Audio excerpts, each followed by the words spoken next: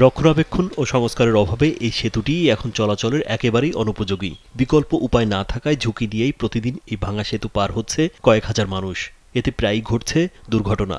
সরেজমিনে দেখা গেছে সময়ের সাথে সাথে ক্ষয়ে গেছে স্তম্ভসহ সেতুর বিভিন্ন অংশ।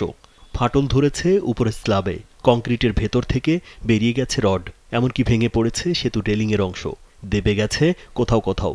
বলছিলাম নীলফামারীর ডোমারে শালকি নদীর উপর নির্মিত শালকি সেতুর কথা। আমরা প্রতিদিন এই ব্রিজটি দিয়ে যাতায়াত করি। ব্রিজটি আমাদের জন্য খুবই ঝুঁকিপূর্ণ, যে কোনো সময়ে দুর্ঘটনা ঘটে যেতে পারে। এই শালকি ব্রিজ তো যে কোনো সময় যে কোনো দুর্ঘটনা ঘটতে পারে। এর চারিদিকে প্রশস্ত কম, ভারী যানবাহন চলাচল করে, যে কোনো মুহূর্তে একটা যে কোনো দুর্ঘটনা ঘটে যেতে পারে। যে দেখতেছেন এগুলো সব রড, এগুলো কার্যক্রম এত খারাপ হয়ে গেছে, দ্রুত সংস্কার করা প্রয়োজন। এটা প্রতিদিন হাজার হাজার লোকজন যাতায়াত করে। আমাদের এই ব্রিজটা যেন অতি তাড়াতাড়ি আমাদের এই ব্রিজটা সংস্কার করে আমাদের একটা ভালো ব্রিজ সরকার যেন দেয়। Introducing High Glass by Akij Port. যানবাহন পারাপারের সময় কাঁপতে থাকে দুর্বল সেতুটি, ফলে যে কোনো সময় বড় দুর্ঘটনার আশঙ্কা করছেন স্থানীয়রা।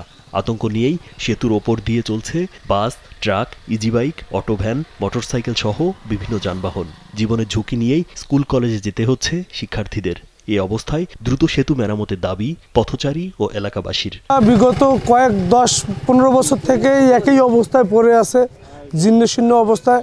বৃষ্টির সময় যে কোনো সময় এই ব্রিজটা ধসে যেতে পারে এবং যে কোনো সময় একটা দুর্ঘটনা ঘটতে পারে।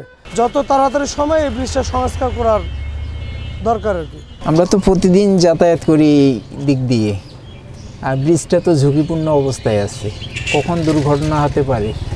এটা দুর্ঘটনা কবল থেকে রক্ষার জন্য অতি শীঘ্রই যদি ব্রিজটা কাজ চালু করা হয় তাইলে সবাই উপকৃত হব। ডোমার উপজেলা প্রকৌশলী মোহাম্মদ ফিরোজ আলম জানান, চলাচলের জন্য অনেকটাই ঝুঁকিপূর্ণ এই সেতু।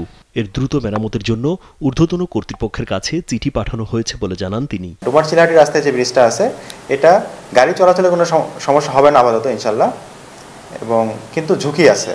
এই ঝুঁকি থাকার কারণে এখানে রাস্তায় লোড একটা লিমিট দেওয়া হয় এবং অতি সত্বর এটাকে রিপ্লেস করার জন্য আমরা চিঠি পাঠিয়েছি হেডকোয়ার্টার। জনদুর্ভোগ আর ঝুঁকি এড়াতে কাল বিলম্ব না করে সংশ্লিষ্ট দপ্তর সেতু সংস্কারে পদক্ষেপ নেবে, এমনটাই প্রত্যাশা সবার। রাজীব বিশ্বাস, কালবেলা।